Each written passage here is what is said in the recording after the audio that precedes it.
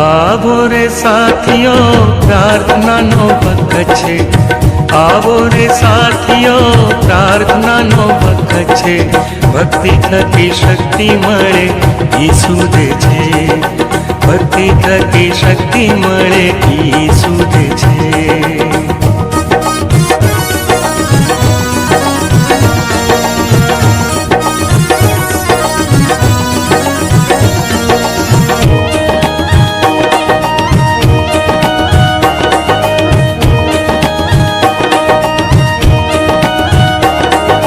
जीवननी नदियो ईसुमांथी वहे छे, जीवननी नदियो ईसुमांथी वहे छे। तेनु पाणी पीए तेनी तरस मटे छे, तेनु पाणी पीए तेनी तरस मटे छे।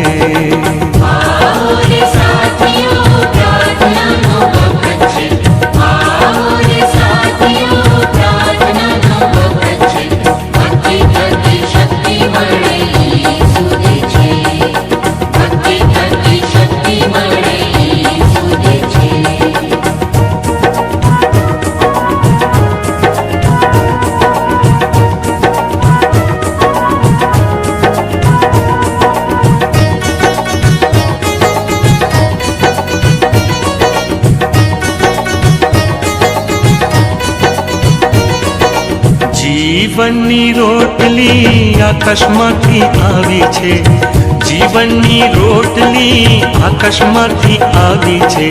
तेने खाधे भूख भागे मन धराशे, तेने खाधे भूख भागे मन धराशे।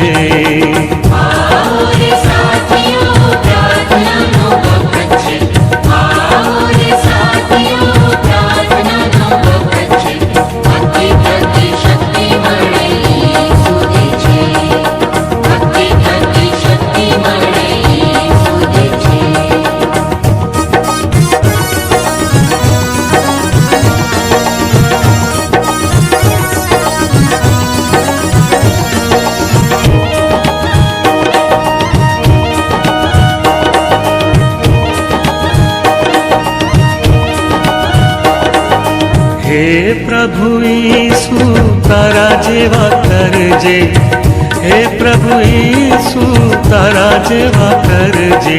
पाप थकी छोड़ावीने न भोजन दे, पाप थकी छोड़ावीने न भोजन दे।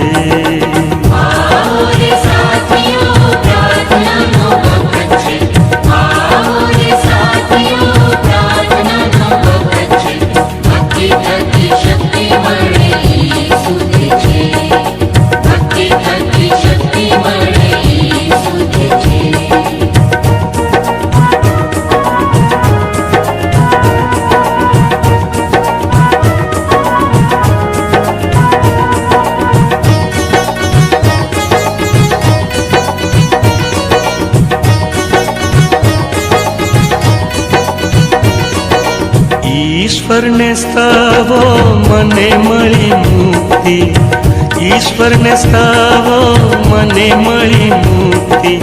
मारा ख्रिस्ते तेना रक्ते तारो पाप थी, मारा ख्रिस्ते तेना रक्ते तारो पाप थी।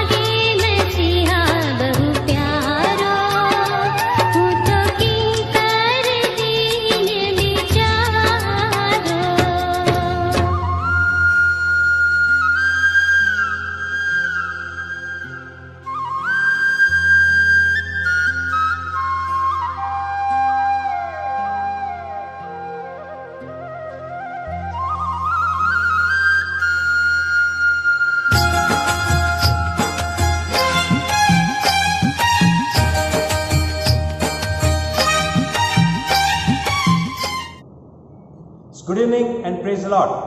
સાંજની આ ભક્તિ સભામાં આપ સર્વનો હું પ્રભુ ઈસુ ખ્રિસ્તના નામમાં આવકાર કરું છું. ખાસ આભાર માનું છું કે પ્રભુ ઈસુ ખ્રિસ્તના નામની અંદર આ સંગતની અંદર જોડાવાની તક મને પ્રાપ્ત થઈ. સાથે સાથે ગુજરાત ડાયસિસના માન્ય બિશપ સાહેબ ધી રાઇટ રેવરન્ડ સિલ્વાસ ક્રિશ્ચન સાહેબને હું અભિનંદન પાઠવું છું.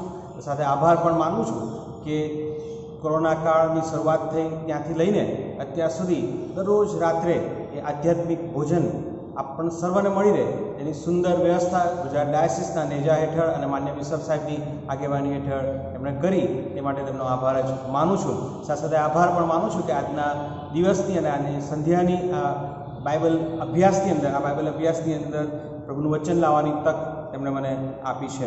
આવો આપણે પ્રભુના વચનો તરફ આપણે દ્રષ્ટિ કરીએ અને આજનો જે બાઇબલ અભ્યાસ આપણે જે કરવા માગીએ છીએ એમાંનું એક શાસ્ત્ર વચન આપણે વાંચીશું. લુકની લખેલી સુવાર્તા તેનો 22મો અધ્યાય અને 39મી કલમથી લઈને 46મી કલમ. લુકની લખેલી સુવાર્તા તેનો 22મો અધ્યાય 39મી કલમથી લઈને 46મી કલમ. જો તમારી જોડે બાઇબલ હોય તો ઉગાડશો, ના હોય આજુબાજુ ક્યાંક પડ્યું હોય તો અવશ્ય રીતે બાઇબલ તમે લેશો. લુકની લખેલી સુવાર્તા તેનો 36મો અધ્યાય અને 46મી કલમ 39મી કલમથી 46મી કલમ સુધી પ્રભુનું વચન આ પ્રમાણે કહે છે. બહાર નીકળીને તે એટલે પ્રભુ ઈસુ ખ્રિસ્ત પોતાની રીત પ્રમાણે જૈતુન પહાડ પર ગયો. શિષ્યો પણ તેની પાછળ ગયા. તે ઠેકાણે આવ્યો ત્યારે તેઓને કહ્યું કે પ્રાર્થના કરો કે તમે પરીક્ષણમાં ન પડો. આશરે પથ્થર ફેંકાય તેટલે છેટે તે તેઓથી દૂર ગયો અને ઘૂંટણો ટેકવીને તેણે પ્રાર્થના કરીને કહ્યું કે હે બાપ, જો તારી ઈચ્છા હોય તો આ પ્યાલો મારાથી દૂર કર, તો પણ મારી ઈચ્છા પ્રમાણે નહીં પણ તારી ઈચ્છા પ્રમાણે થાવ. આકાશમાંથી એક દૂત તેને બળ આપતો દેખાયો.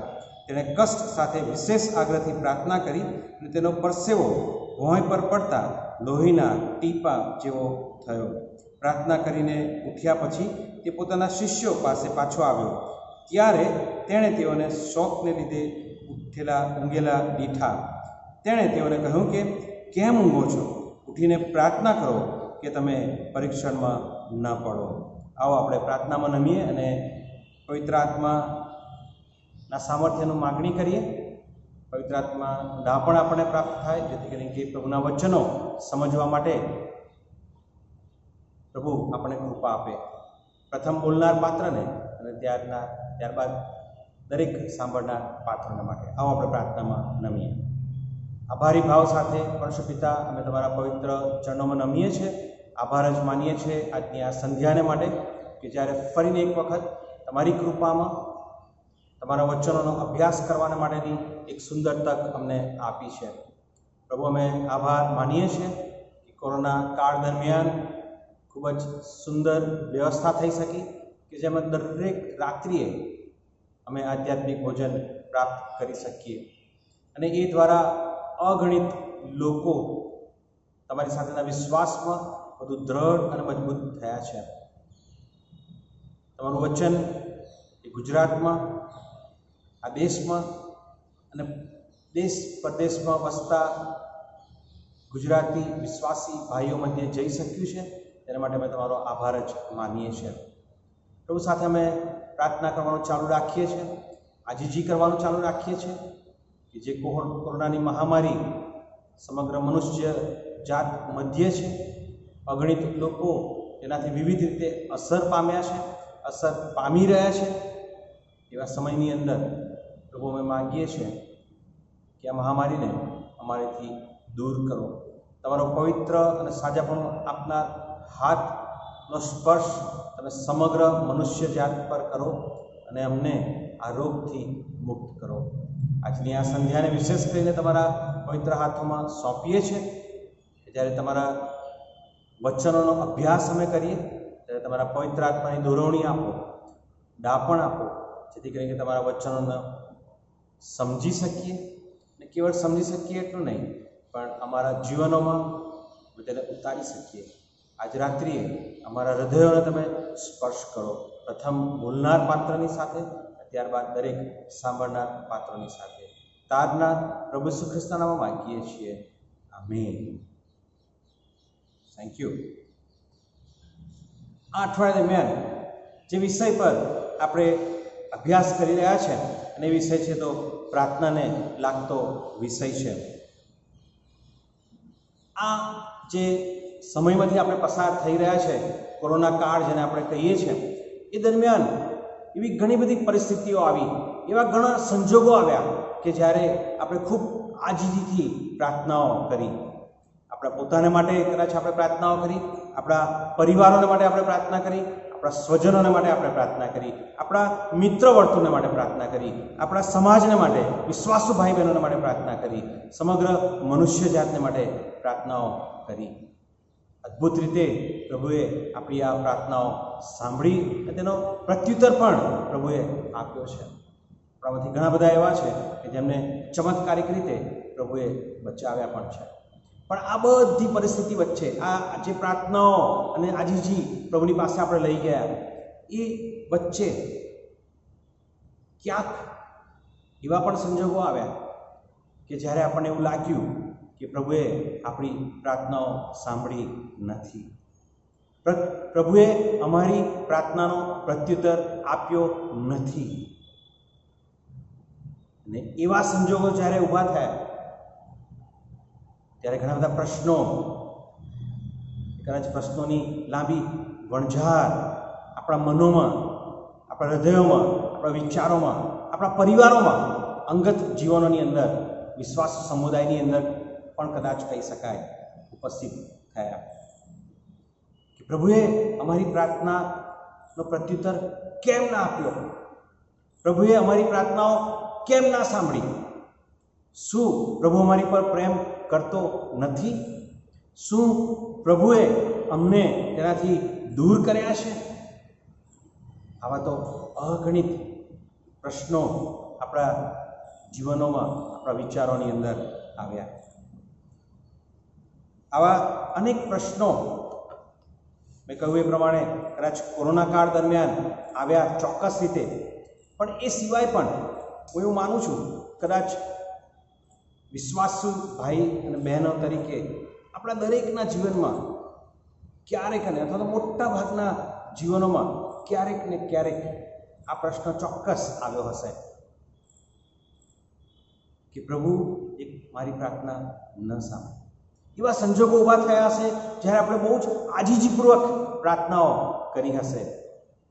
કદાચ એ પ્રાર્થનાનો પ્રત્યુત્તર આપણે જે જોઈએ છે એ પ્રકારે મળ્યો ન હોય. એવા સમયમાં આપણને લાગ્યું હોય કે પ્રભુએ મારી પ્રાર્થનાનો પ્રત્યુત્તર આપ્યો નથી. પ્રાર્થના સામર્થ્યવાન છે, પ્રાર્થના પરિસ્થિતિ બદલનાર છે, પ્રાર્થનાઓ દ્વારા સાજાપણું પ્રાપ્ત થાય છે. પ્રાર્થના આશાવિહીન પરિસ્થિતિની અંદર એક નવી આશા લઈને આવે છે. પ્રાર્થના એ ખ્રિસ્તી જીવનનું પાવર હાઉસ છે, એવું કહીએ તો ચાલે. પાવર હાઉસ અથવા તો વીજળી મથક એ ઉર્જા પેદા કરે છે અને પછી એ ઉર્જાને એ ફેલાવે છે અને પરિણામ શું બને છે કે આપણા ઘરોમાં બધી જગ્યાઓ પર નાના નાના બલ્બ એ સળગી ઉઠે છે, એ પ્રકાશ આપે છે. પ્રભુ ઈસુ ખ્રિસ્ત શું કહે છે? પોતાના શિષ્યોને કહે છે કે તમે જગતનું અજવાળું છો. મને તમને બધાને કહે છે કે તમે જગતનું અજવાળું છો. હવે જો પ્રભુ ઈસુ ખ્રિસ્ત મને તમને કહેતા હોય કે તમે અજવાળું ફેલાવો, તો તે માટે અજવાળું ફેલાવવા માટેની ઉર્જા ક્યાંથી આવશે? એ ઉર્જા એ પાવર હાઉસ, એ વીજળી મથકમાંથી આવશે. અને એ કોણ છે? પ્રાર્થના છે.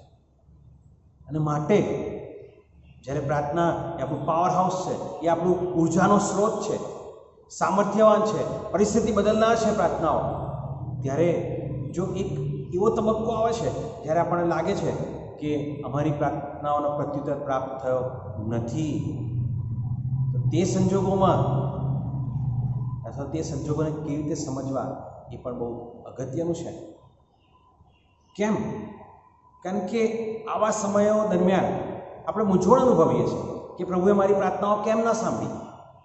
અને એવા સમયની અંદર શૈતાન શત્રુ મારા અને તમારા વિચારોમાં, હૃદયોમાં શંકા ઉપસ્થિત કરી શકે છે અને પરિણામે એ શંકાના પરિણામે મારો વિશ્વાસ નબળો પડી શકે છે. ઈશ્વરથી હું દૂર જઈ શકું છું. અને માટે અપ્રત્યુત્તરિત પ્રાર્થનાઓ અથવા તો અનઆન્સર્ડ પ્રેયર્સ વિશે આપણી યોગ્ય બાઇબલ આધારિત સમજણ હોય એ બહુ જ જરૂરનું છે. એના માટે આ રાત્રિનો બાઇબલ અભ્યાસ જે આપણો છે એનો જે વિષય છે એ છે કે અનઆન્સર્ડ પ્રેયર્સ, અપ્રત્યુત્તરિત પ્રાર્થનાઓ, એવી પ્રાર્થનાઓ કે જેનો આપણે પ્રત્યુત્તર પ્રાપ્ત થયો નથી. અનઆન્સર્ડ પ્રેયર્સ. કદાચ બાઇબલની અંદર એવી ઘણી પ્રાર્થનાઓ અથવા એવા ઘણા બનાવો લખવામાં આવ્યા છે કે જેમાં પ્રાર્થનાઓ કદાચ ને પ્રત્યુત્તર પ્રાપ્ત થયો નહોતો. એ બધી પ્રાર્થનાઓને આપણે કદાચ આજે જોઈ શકીશું નહીં. અને માટે મેં 3 એવી અપ્રત્યુત્તરિત પ્રાર્થનાઓને પસંદ કરી છે કે જેને આધારે આપણા જીવનની અંદર પણ જો આપણે પ્રશ્ન હોય કે મારી પ્રાર્થના કેમ ના સાંભળવામાં આવી, why my prayer was not answered, તો એની સમજણ આજે આપણે રાત્રિ કેળવવા માંગીએ છીએ. 3 બનાવો છે. 3 બનાવોને આપણે સહેલાઈથી યાદ રાખી શકીએ માટે મેં 3 શબ્દો પણ ઉપયોગ કર્યો છે. અને એ પહેલો જે શબ્દ છે એ સ્વાધીનતા. અને એ જે બાબત આપણે જાણવા મળે છે અથવા જોવા મળે છે એ લુકની લખેલી સુવાર્તા તેનો 22મો અધ્યાય 39મી કલમથી લઈને 46મી કલમ, કે જેને આપણે શાસ્ત્ર અભ્યાસ ને માટે વાંચ્યું પણ ખરું, કે ત્યાં આગળ પ્રભુ ઈસુ ખ્રિસ્ત તેમના મરણ અગાઉ ગેથસેમાની વાડીમાં જાય છે અને આગ્રહથી પ્રાર્થના કરે છે. લુકની લખેલી સુવાર્તા તેનો 22મો અધ્યાય અને 42મી કલમમાં જોઈએ તો ત્યાં શું લખ્યું છે? ત્યાં આગળ પ્રભુ શું કહે છે કે હે બાપ, તારી ઈચ્છા હોય તો આ પ્યાલો મારાથી દૂર કર, તો પણ મારી ઈચ્છા પ્રમાણે નહીં પણ તારી ઈચ્છા પ્રમાણે થાવ. પ્રભુ ઈસુ ખ્રિસ્ત ત્યાં આગળ બહુ આગ્રહપૂર્વક વિનંતી કરે છે કે આ પ્યાલો, આ દુઃખ કે જે મારી પર આવવાનું છે, આ જે કષ્ટ મારી પર આવવાનું છે, આ જે મરણ મારી પર આવવાનું છે, એ મરણને પ્રભુ તું દૂર કર. ત્યાં એક શબ્દ વાપરે છે કે બની શકે તો દૂર કર, પણ પછી શું લખે છે કે જો મારી ઈચ્છા પ્રમાણે, કોની ઈચ્છા પ્રમાણે? બાપ, તારી ઈચ્છા હોય તો તેને દૂર કર. પ્રભુએ આ પ્રાર્થના તો ચોક્કસ કરી, તેની પ્રાર્થનાઓ સાંભળવામાં આવી નહીં. અને બાપની જે ઈચ્છા હતી તે પ્રમાણે પ્રભુ ઈસુ ખ્રિસ્ત ઈચ્છાને સ્વાધીન થાય છે. વધસ્તંભ પર તેમનું મૃત્યુ થયું. હવે જો એ સમયે બાપે જો તેમની પ્રાર્થના સાંભળી હોત તો શું થયું હોત? કદાચ આજે હું અને તમે એ તારણનો અનુભવ કરી શક્યા ન હોત. પ્રભુ ઈસુ ખ્રિસ્ત બાપની ઈચ્છાને આધીન થાય છે. મારો અને તમારો પ્રભુ એ અનંતકાલિક રીતે 3 કાળને જાણનાર ઈશ્વર છે. ભૂતકાળ, વર્તમાન અને ભવિષ્યને એ સંપૂર્ણ રીતે જાણે છે અને શ્રેષ્ઠ રીતે જાણે છે. અને માટે મારા જીવનમાં શું શ્રેષ્ઠ હોઈ શકે છે એ કેવળ ઈશ્વર નક્કી કરી શકે છે. અને માટે ઘણી વખત એવું થતું હોય છે કે આપણી જે ઈચ્છા હોય છે, આપણી જે કલ્પનાઓ હોય છે, આપણી જે અપેક્ષાઓ હોય છે,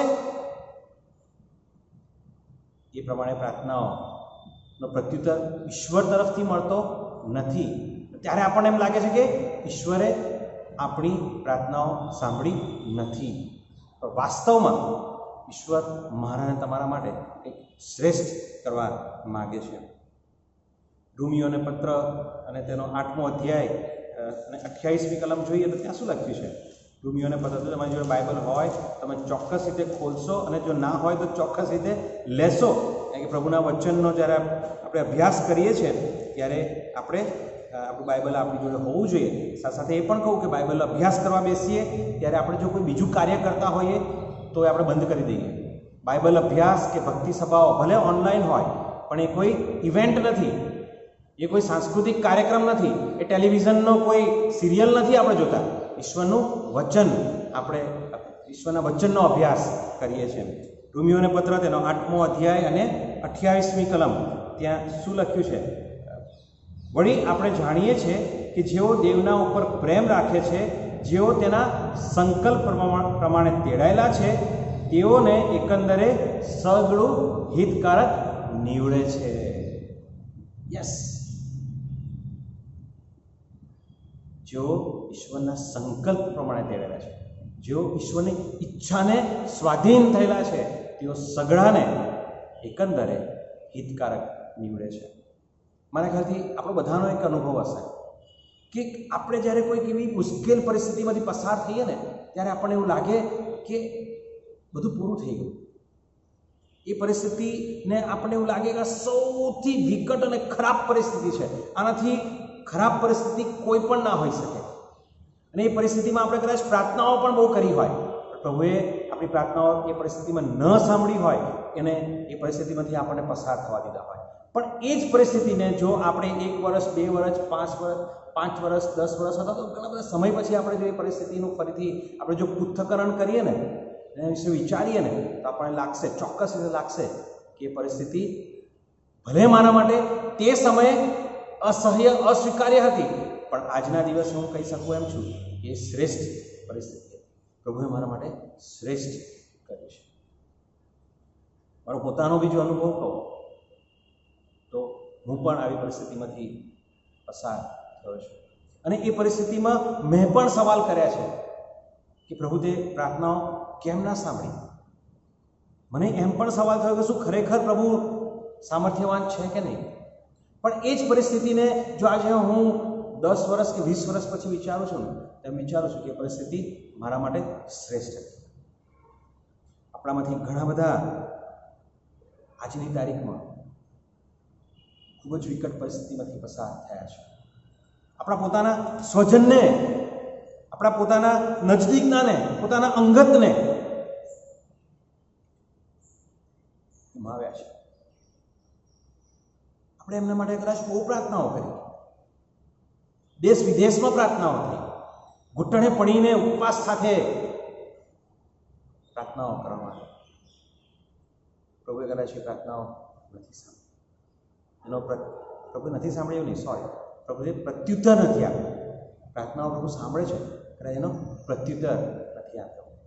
ને એ સમયની અંદર એ વસ્તુને સ્વીકારવી ઘણી અઘરી છે માનવી તરીકે. હું એટલું જ કહું કે જે બાઇબલના આધારે આપણને સમજણ મળે છે કે ઈશ્વરની ઈચ્છા છે. ઈશ્વરની ઈચ્છાને આપણે સ્વાધીન થઈએ. માટે જો આપણી કોઈક એવી પ્રાર્થનાઓ હોય કે જે કદાચ આપણને લાગે છે કે અપ્રત્યુત્તરિત રહેલી છે, થોડું ઉચ્ચારવું અઘરું પડે છે ને, અપ્રત્યુત્તરિત રહેલી છે. બીજો શબ્દ છે નિરુત્તર રહેલી છે. કદાચ અપ્રત્યુત્તરિત પ્રાર્થના એ શબ્દ વધારે સારો છે, માટે મેં પસંદ કર્યો છે. માટે અપ્રત્યુત્તરિત રહેલી એવી પ્રાર્થનાઓ ઘણી વખત હોય છે. આપણે રાખીએ કે એ ઈશ્વરની ઈચ્છાને આપણે સ્વાધીન, ઈશ્વરની ઈચ્છામાં ઈશ્વર આપણા માટે શ્રેષ્ઠ કરશે, કારણ કે એ ત્રણેય કાળ જાણનાર ઈશ્વર છે. તો એવું સરસ કહ્યું છે કે આપણી ઈચ્છાઓ કરતાં ઈશ્વર પરના આપણા વિશ્વાસને પ્રાથમિકતા આપીએ. સમજવા જેવું છે. જ્યારે આપણને લાગે કે આપણી પ્રાર્થનાઓ અપ્રત્યુત્તરિત રહેલી છે, ત્યારે આપણી ઈચ્છાઓ કરતાં આપણો જે વિશ્વાસ છે કે ઈશ્વર મારા માટે શ્રેષ્ઠ કરશે, તેને આપણે પ્રથમ મૂકીએ. અને પછી જુઓ કે એ પરિસ્થિતિને સહન કરવાના માટે પણ કૃપા પ્રભુ આપણને આપશે. એ મુશ્કેલ સમયની અંદર પણ પ્રભુ આપણને શાંતિ આપશે. અને આવી પરિસ્થિતિની અંદર આપણે ક્યારે પણ પ્રાર્થના કરવાનું મૂકી દઈએ નહીં. પ્રભુ ખ્રિસ્ત પોતે કહે છે, એ વિધવાનો દાખલો લઈને આપણને જણાવે છે કે એ વિધવા કે જે ન્યાયાધીશની જોડે જાય છે, ન્યાયાધીશ એને તરત ન્યાય આપતો નથી અને એ સતત જાય છે, હાર્યા વગર જાય છે. એ વિશ્વાસ એ પોતાના જે પ્રયત્નો છે એને પડતા મૂકતી નથી. માટે આપણે પ્રાર્થના કરવાનું પડતું મૂકીએ નહીં. જ્યારે આપણને લાગે કે મારી પ્રાર્થનાઓ પ્રત્યુત્તર મળ્યો નથી, પણ ઈશ્વરની ઈચ્છાને આધીન થઈએ. ઘણી વખત વેઇટ એન્ડ વોચ પણ હોય છે. પ્રભુ આપણે કહે છે કે થોભો. પણ જે અગાઉ જો આપણે જોઈએ તો એક લંગડો માણસ કે જે પિત્તર અને યોહાન પાસે શું માગે છે કે તું સોનું રૂપું આપ. એની તો ઈચ્છા સોનું રૂપુની હતી, પણ ત્યાં આગળ શું કરે છે, પિત્તર અને યોહાન તેને સાજાપણું આપે છે. ઘણી વખત આપણી પ્રાર્થનાઓમાં આપણે એવું માગતા હોઈએ કે જે કદાચ આપણા માટે શ્રેષ્ઠ ન હોય, ભલે આપણી ઈચ્છા પ્રમાણે આપણને લાગે કે શ્રેષ્ઠ છે, પણ ઈશ્વરની યોજનામાં એના કરતાં પણ ઈશ્વરે કંઈક શ્રેષ્ઠ મૂકેલું હોય છે. અને લંગડાની જેમ આપણે તો સોનું રૂપ ઉપર એ થોડુંક જ આપણે વિચારીએ, પણ ઈશ્વર તો એના કરતાં પણ વધારે આપણા માટે વિચારતા હોય છે. નામાનની વાત કરો તો પહેલી ડૂબકીમાં એને સાજાપણું નહોતું મળ્યું, છેક 7મી ડૂબકીમાં એને સાજાપણું મળ્યું. ધીરજની વાત આવે છે. એ 10 કોઢિયાની વાત કરો તો તાત્કાલિક એમને સાજાપણું નહોતું મળ્યું, એ રસ્તામાં એમને સાજાપણું મળ્યું હતું. માટે ધીરજની વાત પણ આવે છે. અપ્રત્યુત્તરિત રહેલી પ્રાર્થનાઓનો અર્થ એવો નથી પ્રભુ આપણી પ્રાર્થનાઓ સાંભળતો નથી, પણ આપણને કંઈક વિશેષ આપવા માગે છે. અને એ રીતે આપણે બીજા શબ્દ પર આવીએ, સ્વીકાર. અને બીજા બનાવને અને બીજા પાત્રને આપણે જોવા માગીએ છીએ. તો દાઉદનું પાત્ર છે કે જે બીજું સમુએલ તેનો 12મો અધ્યાય અને 16મી કલમથી લઈને 23મી કલમ દરમિયાન આપણને મળે છે. બીજું સમુએલ તેનો 12મો અધ્યાય અને 16મા વચનથી લઈને 23મા વચનમાં. અને ત્યાં આગળ જો આપણે જોઈએ તો 15મી કલમમાં લખ્યું છે કે જે બાળક યુરિયાની સ્ત્રીને પેટે થયું હતું તેને યહોવાએ મરજ પાડ્યું અને તે બહુ માદું પડ્યું. એટલે કે દાઉદનો દીકરો જે બેતસાબાથી જન્મેલો તે બાંધો પડે છે. અને પછી 16મી કલમમાં શું લખ્યું છે કે દાઉદે તે બાળકને સારું દેવની આગળ કાલાવાલા કર્યા અને દાઉદે ઉપવાસ કર્યો અને તે અંદર જઈને આખી રાત ભોંય પર પડી રહ્યો. દાઉદે ખૂબ જ આગ્રહપૂર્વક એ બાળકને માટે પ્રાર્થના કરી. અને કદાચ આપણી જોડે સમય નથી, પણ જો 17 અને 18મી કલમમાં 17મી કલમમાં તમે જોશો તો લખ્યું છે કે બહુ આગ્રહથી પ્રાર્થના કર્યો અને ખાવાનું પણ છોડી દીધું. અને બધા એની પાસેના આસપાસ હતા એ લોકો પણ ચિંતિત થયા અને ખાસા લાંબા વખત સુધી, 1 અઠવાડિયા સુધી સતત તે પ્રાર્થના કરતો રહ્યો. પણ પછી 18મી કલમમાં લખ્યું છે કે 7મે દિવસે એમ થયું કે બાળક મરણ પામ્યું. ઈશ્વરે કદાચ દાઉદની પ્રાર્થનાનો પ્રત્યુત્તર ન આપ્યો અને બાળક મરણ પામ્યું. અને ત્યારે શું થયું, એની આસપાસના જે એના નોકર હતા, ચાકર હતા, અધિકારીઓ હતા, એ દાઉદને કહેતા ગભરાયા. ત્યાં આગળ લખ્યું છે એ લોકો બીધા, ગભરાયા કે દાઉદને આપણે કેવી રીતે કહી શકીશું. પછી દાઉદને 19મી કલમમાં લખ્યું છે કે તેઓ અંદર અંદર વાતો કરતા હતા અને દાઉદને જાણ થઈ કે બાળક મૃત્યુ પામ્યું છે. અને ત્યારે 20મી કલમમાં જે દાઉદ કરે છે એ બહુ અગત્યનું છે. શું કરે છે? ત્યારે દાઉદ જમીન પરથી ઉઠ્યો, સ્નાન કરીને પોતાને અત્તર ચોળ્યું, પોતાના વસ્ત્ર બદલ્યા અને યહોવાના ઘરમાં જઈને ભજન કર્યું. યહોવાના ઘરમાં જઈને પોતાની જાતને સ્વસ્થ કરે છે. સતત આટલા દિવસ આગ્રહથી ઉપવાસ સહિત પ્રાર્થના કરતો હતો. પછી જ્યારે બાળક મૃત્યુ પામે છે એ બાબતને સ્વીકારે છે અને પછી ઈશ્વરનું ભજન કરે છે. પછી ત્યાં લખ્યું છે કે પોતાના દૈનિક કાર્યમાં, દૈનિક બાબતો લખી છે, દૈનિક કાર્યમાં જોડાય છે. અને તેની આસપાસ જે ઉભેલા હતા એને તો બહુ નવાઈ લાગી કે આ બાળક મૃત્યુ પામ્યું, બધું પતી ગયું, ત્યારે એ બહુ સ્વસ્થ થાય છે. અને ત્યારે દાઉદ જે જવાબ આપે છે એ બહુ અગત્યનો છે. અને 12મો અધ્યાય અને 22મી કલમમાં કહ્યું કે તેણે શું કહ્યું કે બાળક જીવતા હું ઉપવાસ અને વિલાપ કરતો હતો, કેમ કે મેં ધાર્યું કે કોણ જાણે કે યહોવા મારા પર કૃપા કરીને બાળકને જીવતું નહીં રાખે, પણ હવે તે મરણ પામ્યું છે તો શા માટે ઉપવાસ કરવો? કારણ કે હું તેને લાવી શકું તેમ નથી. હું તેની પાસે જઈશ પણ તે મારી પાસે પાછું આવશે નહીં. જ્યારે આપણી પ્રાર્થનાઓ સંભળાતી નથી, પ્રત્યુત્તર પ્રભુ આપણે તેને આપતા નથી, એ પરિસ્થિતિને સ્વીકારવી ઘણી વખત બહુ અઘરી હોય છે. એ પરિસ્થિતિને સ્વીકારવી પડે છે. કાઉન્સિલિંગનો જો પહેલો નિયમ જો હોય ને તો એ છે કે પરિસ્થિતિનો સ્વીકાર કરવો. મોટાભાગના જે કાઉન્સિલર્સ હોય શું કરાવડા છે, મરણ થયું હોય ત્યારે પણ જેના એના નજદીકના હોય, જે રુદન કરતા હોય તેમને એ મદદ કરવામાં આવે છે. તમે પરિસ્થિતિને સ્વીકારો, એ વાસ્તવિકતાને સ્વીકારો. અને કેમ આપણે વાસ્તવિકતાને સ્વીકારીએ છીએ? એમને નથી સ્વીકારતા. આપણે જસ્ટ ખાલી પેલા કહે છે ને કે ઓલ ઇઝ વેલ, એવું કંઈ કરવા નથી માગતા. ખાલી આપણે હૃદયને તસલ્લી મળે એવું નથી કરવા માગતા, પણ એ વાસ્તવિકતાને સ્વીકારીને પ્રભુ જે મને વચન આપે છે ને, તો પ્રભુમાં મારો જે વિશ્વાસ છે ને, એ એ વિશ્વાસમાં આપણે દ્રઢ થઈએ છીએ. દાઉદ શું કહે છે કે હવે હું તેના માટે કંઈ કરી શકું એમ નથી. સાચી વાત છે, કારણ કે ઈશ્વરની પાસે એ બાળક કર્યું છે કે હવે મને તેને મળીશ.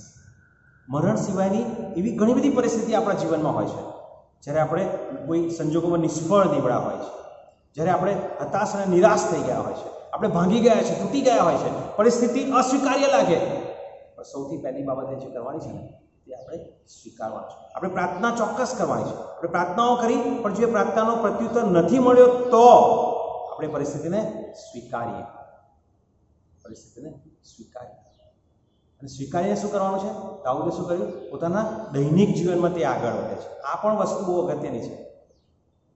ઘણા બધા એ નિષ્ફળતાઓમાં પોતાના સ્વજનનું જ્યારે આપણે મૃત્યુ થાય ત્યારે એ ફરીને એક વખત કહું કે એ પરિસ્થિતિ બહુ ભયંકર હોય છે, અસ્વીકાર્ય હોય છે. માનવી તરીકે એને સ્વીકારી બહુ અઘરી હોય છે. મારા મિત્રો, આ કોરોના કાળ દરમિયાન અમે પણ અમારા વાલાઓ, અમારા સ્વજનો, એકદમ નજદીકનો જે આપણો મિત્ર હોય એને ગુમાવ્યા છે. અને એ પરિસ્થિતિ આપણે બધા જ પસાર થયા છે. અને ત્યારે પરિસ્થિતિને સ્વીકારવી બહુ અઘરી હોય છે, પણ એ વાસ્તવિકતાને આપણે સ્વીકારવી પડશે અને આગળ ધપવું પડશે. પણ પોતાની મેળે નહીં, ઈશ્વર પર ભરોસો રાખીને. અહીં લખ્યું છે કે એ બાળકને હું મળીશ, કે આશાની વાત કરી છે, ભવિષ્યની વાત કરી છે, ઉજ્જવળ ભવિષ્યની વાત કરી છે. માટે જો આપણે આજે જ્યારે કોઈક એવી પરિસ્થિતિમાંથી પસાર થઈ રહ્યા છે કે જે અસ્વીકાર્ય છે, પણ એનો સ્વીકાર કરીએ વાળા છે. Accept, we have to accept the reality. અને ઈશ્વરે બીજો જે આશીર્વાદ આપ્યો છે એ આશીર્વાદને, દાઉદ રાજાને ઈશ્વરે બીજો જે આશીર્વાદ આપ્યો હતો, બાળકોનો આશીર્વાદ હતો, એના રાજ્યનો આશીર્વાદ હતો, એના જીવનનો આશીર્વાદ હતો, એને વધારે સમૃદ્ધ બનાવે છે. માટે હવે જે આપણો આશીર્વાદ બાકી રહ્યો છે એ આશીર્વાદને આપણે વધારે સમૃદ્ધ બનાવીએ. સ્વીકાર કરવો અગત્યનું છે. ને પહેલું જે આપણે જોયું કે આપણે કેવી રીતે સ્વાધીનતા સાથે આગળ વધીએ, સ્વાધીનતા સાથે આગળ વધીએ, ઈશ્વરની ઈચ્છાને આધીન થઈએ. ઈશ્વરની ઈચ્છામાં ઘણી વખત આપણી પ્રાર્થનાઓને પ્રત્યુત્તર આપવામાં આવતો નથી. બીજી વસ્તુ કે પ્રાર્થનાઓ જો આપણે કરી છે, ઈશ્વર પ્રત્યુત્તર નથી આપ્યો, એને આપણે સ્વીકારીએ અને આગળ વધીએ, કારણ કે એ ઈશ્વરની ઈચ્છામાં નહીં હોય. ઈશ્વર આપણા માટે કંઈક સારું કરવા માગે છે. અને એ રીતે આપણી જોડે એક ત્રીજું મુદ્દા પર આપણે આવીએ અને ત્રીજો બનાવ તરફ આપણે જોઈએ. અને ત્રીજો જે શબ્દ મેં વાપર્યો છે તે સામર્થ્ય છે. સ્વાધીનતા, સ્વીકાર અને સામર્થ્ય. અને બીજું કોરિન્થી તેનો 12મો અધ્યાય અને 7 થી 10 કલમોમાં આપણને પ્રાપ્ત થશે.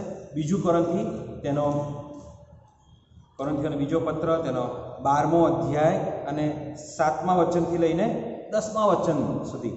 ત્યાં આગળ પાઉલ વિશે લખવામાં આવેલું છે. અને 7મી કલમમાં લખ્યું છે એ પ્રમાણે જો જોઈએ તો, અને પાઉલ પોતે કહે છે કે હું અતિશય વડાઈ ન કરું, માટે મને શિક્ષા આપવા સારું શૈતાનના દૂત તરીકે દેહમાં કાંટો આપવામાં આવ્યો કે જેથી હું વડાઈ ના કરું. પાઉલને શું કહે છે? પાઉલ શું કહે છે કે મને કાંટો આપવામાં આવ્યો. હવે આ શું હતું એ આપણને ખબર નથી. ઘણા બધા એની પર અભ્યાસીઓ, બાઇબલના અભ્યાસીઓ, સ્કોલર્સ, તજજ્ઞો એ અલગ અલગ મંતવ્યો પોતાના આપે છે. આપણે એમાં બહુ અંદર જવા માગતા નથી. પણ જે વસ્તે એક એવી પરિસ્થિતિ આપી કે જે પાઉલને અસ્વીકાર્ય હતી, કાંટો હતો, એ તકલીફ આપનાર હતું, જીવનની અંદર કદાચ નિરાશા લાવનાર હતું. પણ એ પરિસ્થિતિની અંદર પાઉલ કેવી રીતે આગળ વધે છે આપણે જોઈએ. 8મી કલમમાં એ શું કહે છે? પછી એ કહે છે કે એ દૂર થાય એ બાબત વિશે મેં પ્રભુને 3 વાર પ્રાર્થના કરી.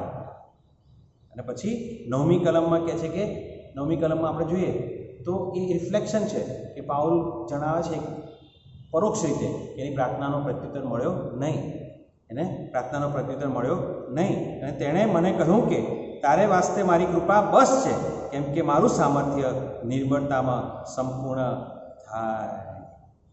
પાઉલને ધારેલો પ્રત્યુત્તર નહીં મળ્યો. એને વિચાર્યું કે આ કાંટો, આ મુશ્કેલ પરિસ્થિતિ, આ સીમિતતા, આ મર્યાદા દૂર કરી દે પ્રભુ. હવે એ જ પાઉલ કે જેણે કેટલા બધા ચમત્કારિક કાર્યો કર્યા, જેની પ્રાર્થનાઓ દ્વારા કેટલા બધા લોકો સાજાપણું પ્રાપ્ત કર્યું. એ અદ્ભુત અને સામર્થ્યવાન કાર્ય કરનાર પાઉલ જ્યારે મુશ્કેલ પરિસ્થિતિમાંથી પસાર થાય છે, એક કાંટો એના જીવનની અંદર આવે છે, એ પ્રભુને આજીજીપૂર્વક પ્રાર્થના કરે છે અને પ્રભુ એની પ્રાર્થનાનો પ્રત્યુત્તર આપતા નથી. પણ પ્રભુ એને શું કહે છે કે શું કહે છે કે બહુ મસ્ત છે. 8મી કલમમાં આપણે જોઈએ, 9મી કલમમાં કહે છે કે તારે વાસ્તે મારી કૃપા બસ છે. ઈશ્વર ઈચ્છતા હતા કે પાઉલ તેની મર્યાદાઓમાં, તેની સીમિતતામાં ઈશ્વરની કૃપા પર ભરોસો રાખે. અને આ જ બાબત પાઉલ આગળ જોઈએ 10મી કલમમાં, જેના અંત ભાગમાં પોતાની સાક્ષી આપતા એ શું કહે છે? કેમ કે હું જ્યારે નિર્બળ છું ત્યારે હું બળવાન છું. કેમ કે હું જ્યારે નિર્બળ છું ત્યારે હું બળવાન છું. મને ગમતી કલમોમાંની એક કલમ છે. જ્યારે આપણે તૂટી ગયા હોઈએ, આંતરિક રીતે તૂટી ગયા હોઈએ, કદાચ માનસિક રીતે તૂટી ગયા હોઈએ, શારીરિક રીતે તૂટી ગયા, જ્યારે આપણે ભાંગી ગયા હોઈએ, જ્યારે આપણે આશાવિહીન થઈ ગયા હોઈએ, જ્યારે આપણે નિરાશા અને હતાશામાં ગરકાવ થઈ ગયા હોઈએ, જ્યારે આપણે બધી જ મર્યાદાઓમાં મુકાઈ ગયા હોઈએ, બધી જ સીમિતતાઓથી ઘેરાઈ ગયેલા હોઈએ, કોઈ માર્ગ દેખાતો ના હોય, નિર્બળ થઈ ગયા હોય, લાચાર થઈ ગયા હોય, ત્યારે આપણે આ કહીએ કે જ્યારે હું નિર્બળ છું ત્યારે બળવાન છું. કેમ? કારણ કે એ પરિસ્થિતિમાં આપણે કોની પર આધાર રાખીએ છીએ? ઈશ્વરની કૃપા પર આધાર રાખીએ છીએ, ઈશ્વરના સામર્થ્ય પર આધાર રાખીએ છીએ. 8મી કલમને ફરીથી જોઈએ. શું કહે છે? તારે વાસ્તે મારી કૃપા બસ છે. પછી કારણ આપે છે. કેમ બસ છે? કેમ કે મારું સામર્થ્ય નિર્બળતામાં સંપૂર્ણ થાય છે. માનવી તરીકે આપણે એવું વિચારીએ છીએ કે જ્યારે હું સબળ હોઉં ને ત્યારે ઈશ્વરની પાછળ જવું, અને ત્યાં એક પ્રકારનું અભિમાન આપણામાં જોવા મળે છે. એક પ્રકારનું અભિમાન કારણ કે આપણે એવું માનીએ છીએ કે હવે હું બધું પ્રાપ્ત કર્યું છે, હું સબળ છું અને મારી મેળે હું ઈશ્વરની પાછળ ચાલું છું. એક પ્રકારનો ઈશ્વર માટેનો અનાદર પણ આપણના જીવનમાં જોવા મળે છે. જ્યારે આપણે છકી જઈએ છીએ ને આ બધા આશીર્વાદોથી, ત્યારે આ પ્રકારનું થાય છે. આપણે માનીએ છીએ કે હું કંઈક છું, આ બધું મેં મારી રીતે પ્રાપ્ત કર્યું છે. ઈશ્વર માટેનો ક્યાંક અનાદર જોવા મળે છે. નાની નાની બાબતો જોવા મળે છે. મારા મિત્રો, ભક્તિ સભામાં મોડું જવું એ પણ અનાદર છે. ભક્તિ સભાઓમાં રેગ્યુલર ન જવું એ પણ અનાદર છે. કારણ કે આપણે એવું માનીએ છીએ કે મારે ભક્તિ કરવાની જરૂર નથી, મારી જોડે બધું છે, મને મારી ફુરસદે હું ઈશ્વર જોડે જઈશ. હવે તો ઓનલાઈન ચાલે છે ને, તો ઘણા બધા ઓનલાઈનની અંદર તો બધું જાત જાતનું કામ કરતા ભક્તિ સભાઓમાં બેસે છે. મારા મિત્રો, ભક્તિ સભા ફરીને કહું એ ટીવી સિરિયલ નથી, ઇવેન્ટ નથી, એ સામાજિક કોઈ સાંસ્કૃતિક કોઈ ફંક્શન નથી. ટેસ્ટથી હાથ પાછળ કરીને, પગ લાંબા કરીને, એ ઈશ્વરની ભક્તિ છે વાલા મિત્રો, જીવતા ઈશ્વરની ભક્તિ છે. પણ આવું ક્યારે બને છે ખબર? જ્યારે આપણે છે ને, હું કહું છું ને કે આપણી પોતાના પર આધાર રાખીએ છીએ ને, ત્યારે આપણે માનીએ છીએ કે હું બહુ સબળ છું. અને પાઉલ શું કહે છે કે નિર્બળતામાં હું બળવાન છું. પ્રભુ પોતે કહે છે કે તને નિર્બળતા એટલા માટે કમાઈ છે કારણ કે મારું સામર્થ્ય નિર્બળતામાં સંપૂર્ણ થાય. ઈશ્વર પર આપણે સંપૂર્ણ રીતે વિશ્વાસ રાખીએ, આપણી નિર્બળતામાં, આપણી મર્યાદાઓમાં, આપણી સીમિતતાઓમાં. અને માટે કદાચ પ્રભુ ઘણી વખત આપણી પ્રાર્થનાઓનો પ્રત્યુત્તર નથી આપતો, કરતો પણ માટે પ્રભુ આપણને ઘણી વખત પ્રત્યુત્તર એ કહે છે કે બસ તું એ જ પરિસ્થિતિમાં રહે, ભલે એ તને મર્યાદિત લાગતી હોય, પણ તું સતત મારી ઉપર અઢેલીશ, સતત પ્રાર્થના કરતો રહીશ. પ્રાર્થનાઓ કરવી એટલે વાલા મિત્રો કેવળ ઘૂંટણે પડીને 1 કલાક કરીએ એવું નહીં, એ જરૂરનું છે, એ ડિસિપ્લિન બી બહુ અગત્યની છે. પણ પ્રાર્થના એ ઈશ્વર સાથેનો સતત સંપર્ક છે. મન થાય ત્યારે પ્રાર્થના કરીએ એવું નહીં. જો આજની પરિસ્થિતિમાં જોઈએ ને તો એ આપણું નેટવર્ક છે, એ આપણું ઇન્ટરનેટનું નેટવર્ક છે. ઇન્ટરનેટનું નેટવર્ક 1 સેકન્ડ કે 10 સેકન્ડ માટે કે 1 મિનિટ માટે જો જાય તો મોટા ભાગના છે ને એ બેબાકડા બની જાય છે, ઊંચા નીચા થઈ જાય. ઊંચા નીચા થઈ જાય. તો એ જ્યારે કનેક્શન તૂટી જાય છે, જો આપણે કેટલા ઊંચા નીચા થઈએ છીએ, તો એ ઈશ્વર સાથેનું કનેક્શન જો આપણે જ્યારે તૂટી જાય તો આપણે કેટલા ઊંચા નીચા થવા જોઈએ. પ્રાર્થના એ કનેક્શન છે મારા મિત્રો. સતત આપણે તેની પર અઢેલીએ, સતત તેની પર ભરોસો રાખીએ. અને માટે પાઉલને પ્રભુ કહે છે કે મારું સામર્થ્ય તારી નિર્બળતામાં સંપૂર્ણ થાય છે, અને માટે મેં તારી પ્રાર્થના નથી સાંભળી, માટે મેં તારી પ્રાર્થનાનો પ્રત્યુત્તર નથી આપ્યો. અને મિત્રો, અંત ભાગમાં આપણે ફરીથી જોઈ લઈએ કે આજનો જે વિષય પર આપણે અભ્યાસ કર્યો, અનઆન્સર્ડ પ્રેયર્સ, અપ્રત્યુત્તરિત પ્રાર્થનાઓ, નિરુત્તર પ્રાર્થનાઓ. પ્રાર્થના આપણું સામર્થ્ય છે. પ્રાર્થના પરિસ્થિતિને બદલનાર છે. પ્રાર્થના એ આપણું પાવર હાઉસ છે. કેવળ આપણા આધ્યાત્મિક જીવનનું નહીં, આપણા રોજબરોજના જીવનનું પાવર હાઉસ જો કોઈ હોય તો એ પ્રાર્થના છે. પણ સાથે સાથે એ પણ વાસ્તવિકતા છે આપણી કેટલીક પ્રાર્થનાઓ અપ્રત્યુત્તરિત રહેલી છે. અને અપ્રત્યુત્તરિત પ્રાર્થનાઓ કેમ રહી તે વિશેની સમજણ કેળવવી અગત્યની છે. કારણ કે જો એ યોગ્ય સમજણ આપણી ના હોય તો આપણા વિશ્વાસને નબળો પાડી શકે છે. શૈતાન શત્રુ કડવા બી લાવીને શંકાના બી મારા તમારા જીવનોમાં લાવી શકે છે. 3 અપ્રત્યુત્તરિત પ્રાર્થનાઓનો અભ્યાસ કરીને આપણે અપ્રત્યુત્તરિત પ્રાર્થનાઓ કેમ રહે છે એની સમજણ આપણે કેળવી. સૌથી પહેલાં શબ્દો આપ્યો એ સ્વાધીનતા. પ્રભુ ઈસુ ખ્રિસ્તે બાપને પ્રાર્થના કરી, પ્રાર્થના ન સાંભળવા, પ્રાર્થનાનો પ્રત્યુત્તર ન આપવામાં આવ્યો, પણ શું કહે છે કે મારી ઈચ્છા પ્રમાણે નહીં પણ તારી ઈચ્છા પ્રમાણે. એટલે કોઈ વખત પ્રભુ આપણી પ્રાર્થનાઓનો પ્રત્યુત્તર નથી આપતો એટલા માટે કે તે પોતાની ઈચ્છા મારા તમારા સંપૂર્ણ કરવા માગે છે, શ્રેષ્ઠ કરવા માગે છે, શ્રેષ્ઠ કરવા માગે. લંગડા ભિખારીને યાદ કરીએ, હંમેશા યાદ રાખીએ, એણે આટલું માગેલું, ઈશ્વરે એણે તો સાજા પણ આટલું બધું આપ્યું. સ્વીકાર કરીએ. દાઉદે બહુ આગ્રહપૂર્વક પ્રાર્થના કરી, એ સ્વીકાર કરે છે. અને એક વસ્તુ વાસ્તવિકતા આપણે લઈ લઈએ કે આપણે પાપમય જીવનની અંદર અને પાપના પરિણામની પરિસ્થિતિમાં આપણે જીવીએ છીએ. સમજો, પાપના પરિણામની પરિસ્થિતિમાં જીવીએ છીએ એટલે ઘણી બધી એવી વસ્તુઓ આપણી આસપાસ બને છે જે થાય છે, પાપનું પરિણામ છે. એ ક્યારે સંપૂર્ણ થશે, એ બધું ક્યારે દૂર થશે કે જ્યારે પ્રભુનું આગમન થશે, નવી ઉત્પત્તિ થશે, નવી સૃષ્ટિનું સર્જન કરવાનું થશે. કોરોના માટે ઘણા બધા એવું કહે છે કે એ મનુષ્ય જાત દ્વારા નિર્મિત છે. મને તમને ખબર નથી, ઠોસપૂર્વક આપણે કહી શકતા નથી, પણ એક થિયરી એવી છે, એ પણ પાપનું પરિણામ છે. એ મનુષ્યની દુષ્ટ ઈચ્છાઓની અંદર એ ફેલાવવામાં આવે છે, એ પાપના પરિણામ. અને માટે એને આપણે સ્વીકારીએ કે પાપના પરિણામને કારણે ઘણી એવી પરિસ્થિતિ છે કે જે આજનો પર આપણે કોઈ કામ નથી, પણ એને આપણે સ્વીકારીએ. ત્રીજી છેલ્લી બાબત, સામર્થ્ય. પાઉલને કાંટો આપવામાં આવ્યો, આગ્રહથી પ્રાર્થના કરી. પ્રભુએ પાઉલ જેવું ઈચ્છતો તો તેવો પ્રત્યુત્તર નહીં આપ્યો, પણ કહ્યું કે તારે વાસ્તે મારી કૃપા બસ છે. કહ્યું કેમ? કારણ કે મારા સામર્થ્યમાં તું સબળ છે, તું સંપૂર્ણ છે. આવો પ્રભુ આપણને તેના વચનો સમજવા માટે કૃપા આપે. જો આપણા જીવનમાં કોઈ અનઆન્સર્ડ પ્રેયર સાથે, અપ્રત્યુત્તરિત પ્રાર્થનાઓ સાથે આપણે જીવી રહ્યા છીએ, એ મનમાં કોઈ પ્રશ્ન સાથે જીવી રહ્યા છે કે પ્રભુએ મારી પ્રાર્થનાઓ કેમ નથી સાંભળી, એ પ્રશ્ન આપણે પ્રભુ પાસે લઈ જઈએ અને સમજીએ અને વિશ્વાસ કરીએ કે પ્રભુ આપણા માટે બધું જ હિતકારક કરશે. આવો પ્રાર્થનામાં નહીં. અમને શ્રેષ્ઠ આપનાર, અમારા માટે શ્રેષ્ઠ રાખી મૂકનાર પ્રભુ, અમે તમારી પાસે આવીએ છીએ. પ્રભુ, અમે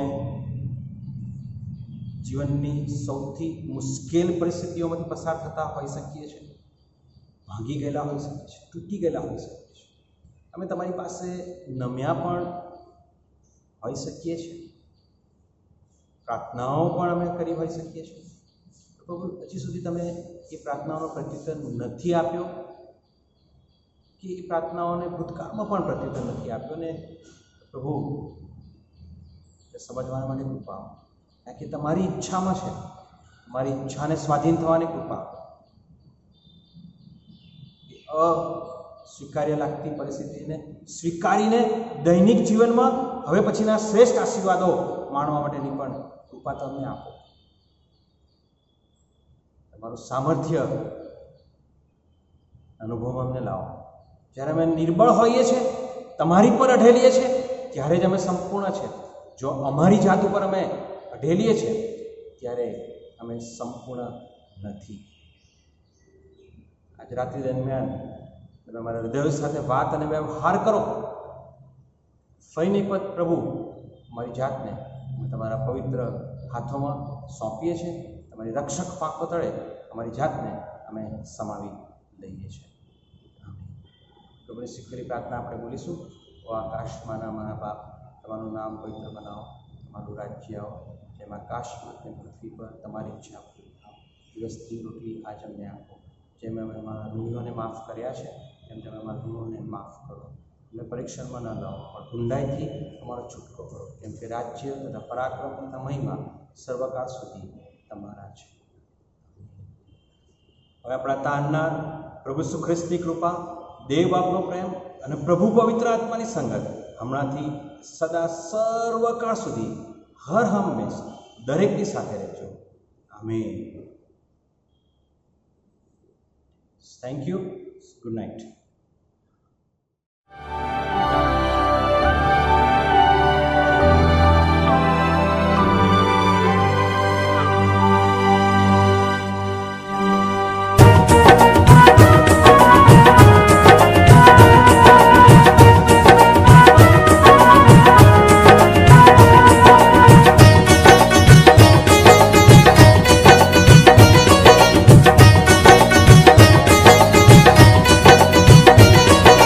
આવો રે સાથીઓ, પ્રાર્થનાનો વખત છે.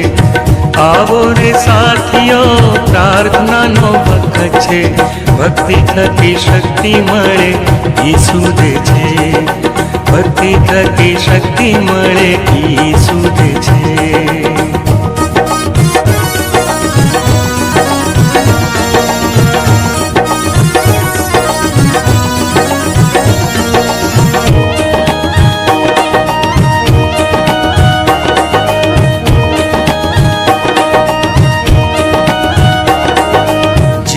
જીવનની નદીઓ ઈસુમાંથી વહે છે. જીવનની નદીઓ ઈસુમાંથી વહે છે. તેનું પાણી પીએ તેની તરસ મટે છે. તેનું પાણી પીએ તેની તરસ મટે છે.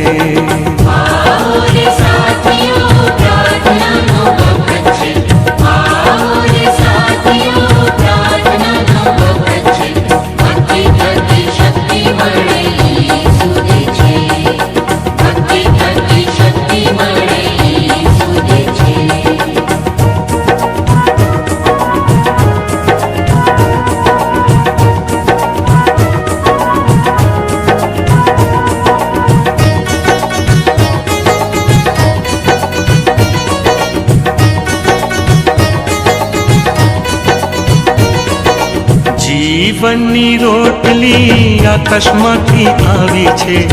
જીવનની રોટલી આકાશમાંથી આવી છે. તેને ખાધે ભૂખ ભાગે મન ધરાશે. તેને ખાધે ભૂખ ભાગે મન ધરાશે.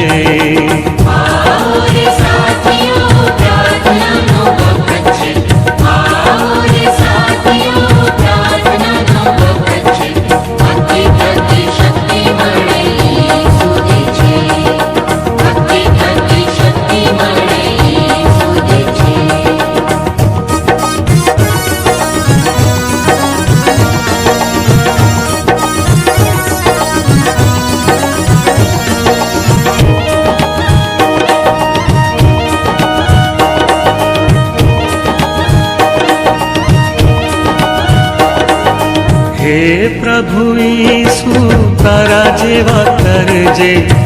હે પ્રભુ ઈસુ તારા જેવા કરજે. પાપ થકી છોડાવીને ન ભોજન દે. પાપ થકી છોડાવીને ન ભોજન દે. આવો રે સાથીઓ, પ્રાર્થનાનો વખત છે. આવો રે